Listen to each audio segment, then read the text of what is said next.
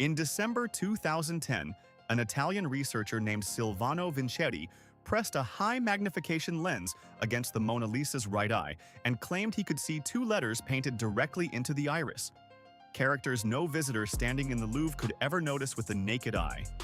Tiny, deliberate, hiding in plain sight for 500 years. In the left eye, Vinceti said he found more symbols. Maybe an L, maybe a B, perhaps a C and an E. The experts couldn't agree. And on the arched stone bridge behind her shoulder, he spotted the number 72, or possibly an L paired with a 2. Not decoration, he insisted. A code. Here's the part that should bother you. The Louvre never flatly called it nonsense. The most scrutinized museum on Earth stayed diplomatically silent, neither confirming the discovery nor denying it. For a painting studied obsessively for 5 centuries, that kind of hesitation is louder than any official statement. Why not simply say no? So what did a 500-year-old face actually hide? Letters smuggled in by a dead genius, or nothing but cracks in ancient varnish that one hopeful man rearranged into language?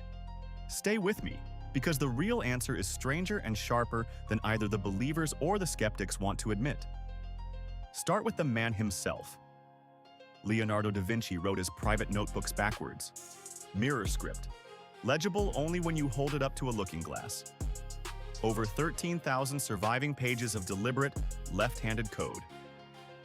This was a mind that genuinely enjoyed making you work just to read a grocery list.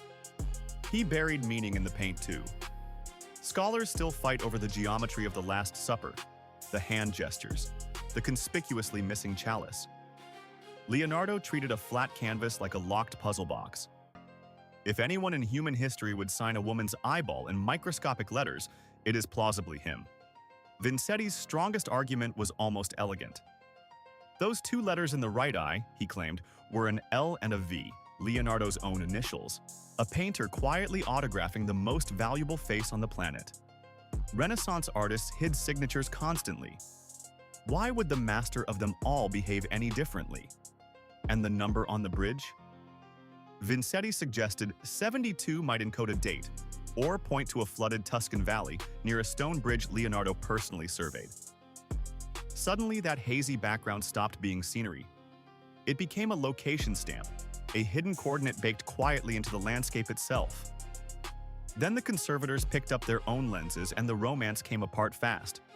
The Mona Lisa is painted on a single poplar panel that has been drying, warping, and splitting since roughly 1503. 5 uninterrupted centuries of physical stress leave a signature of their own across the surface. That spiderweb of fine fractures has a name: craquelure. The protective varnish above it has yellowed, splintered, and drifted out of alignment. Crank up the magnification high enough, and random cracks begin to resemble brushstrokes, and brushstrokes begin to resemble letters. Your own brain happily finishes the job for free. This is pareidolia, the exact same wiring that spots faces in clouds and the Virgin Mary in a slice of burnt toast. Stare at visual noise long enough, and it organizes itself into meaning. Vinceti probably wasn't lying to anyone. He may have been the perfect victim of a very human glitch. Art historians raise the obvious objection. Leonardo's brush physically could not paint letters smaller than the cracks now crawling across them. And no infrared reflectogram, no X-ray, no official Louvre study has ever confirmed a single hidden character. The entire case rests on one man and one magnifier.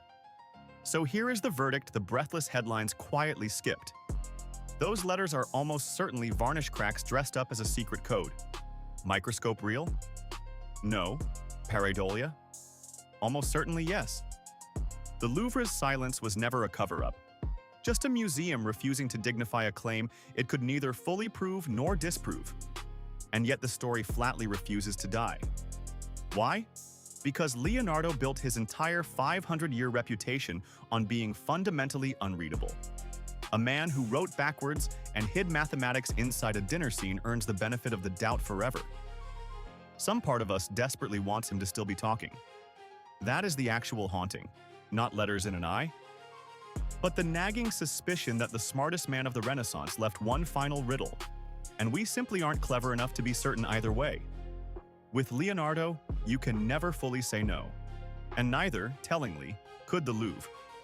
If you love mysteries where the credentialed experts and the obsessed amateurs might somehow both be a little bit right, subscribe to Conspiracy Blocks for more declassified files like this one.